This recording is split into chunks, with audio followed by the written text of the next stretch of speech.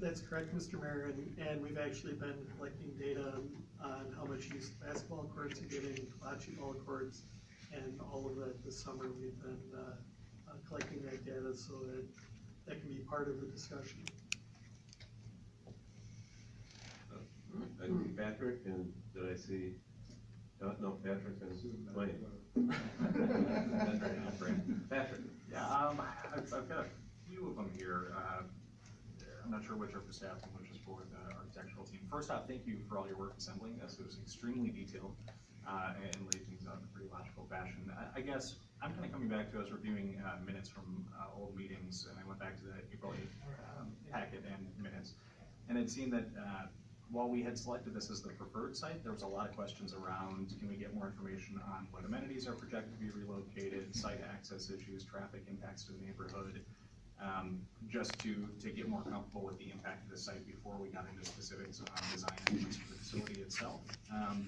I was anticipating that tonight's meeting would be diving into those a little bit. I guess, at what point in this process are we anticipating we'll have those numbers as this moves along? Councilmember Martin, members of the council, that is precisely what we would anticipate happening during the park system master planning, the Valley View Park master planning process. As John mentioned, we're currently gathering numbers and have been for a few months, and we would like to really engage the residents in the neighborhood and in the community overall to find out which amenities they would like to see, and also which amenities we're currently missing in that quadrant of town, and possibly in Bloomington in general.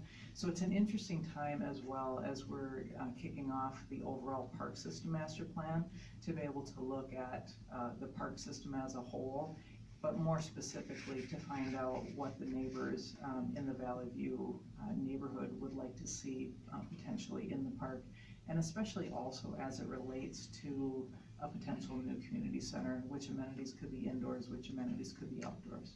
Okay.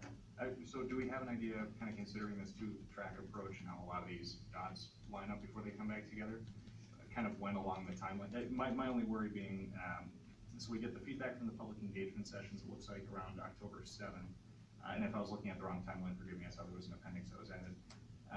And our final pre-design deliverables arrive March 29th, and then it's a real quick turnaround before referendum support.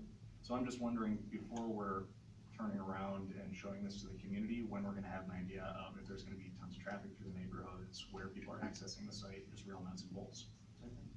Part of the iterative nature of this is, in each of our council updates, we wanted to do them basically monthly, so that we're bringing you the latest information that we've got, and that by the time that we get to those later portions, we've discussed all of the pros and cons of the ideas as they come forward, and then they've been adjusted and come back in to make for a better project as a whole. So you'll be seeing updates on the park master plan, as well as the building pre-work, all the way through this process.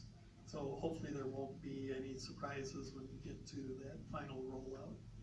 John, would you also talk a little bit about the traffic study portion of this? So we've contracted with HDR over the summer. The initial question that was posed back in April was, is there enough space on the park to provide adequate parking? And so we engaged with HDR to do a parking study. And we've already done the preliminary analysis on the building as it was proposed back in April, and it does appear that there's adequate space for the parking and for the amenities. It's without diving too far into it, one of the interesting things that we found is that there's actually adequate parking currently for all the uses that are happening.